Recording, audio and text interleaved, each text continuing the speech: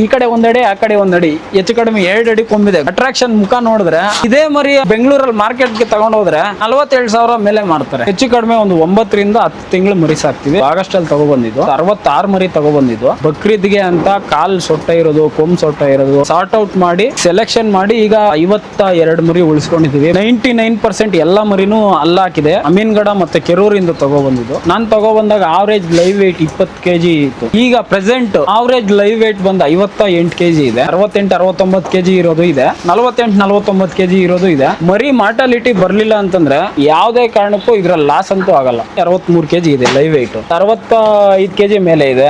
ಒಳ್ಳೆ ಶೋ ಮರಿ ಇದೆ. ಈ ಸರಿ ಬಕ್ರೀದ್ಗೆ ಒಳ್ಳೆ 7 ಮಾಡಿಸಿದ ಮರಿ ಇದು. ಆಲ್ರೆಡಿ ವ್ಯಾಪಾರ ಸ್ಟಾರ್ಟ್ ಆಗಿದೆ. ಬರ್ತಾ ಇದಾರೆ, ಕೇಳ್ತಾ ಇದಾರೆ. 28,000ವರೆಗೂ ಒಂದು ತಲೆ ಕೇಳ್ತಾ ಇದಾರೆ. ನಾನು 32,000 ಮೇಲೆ ಆಗಬೇಕು ಅಂತಿದ್ದೀನಿ.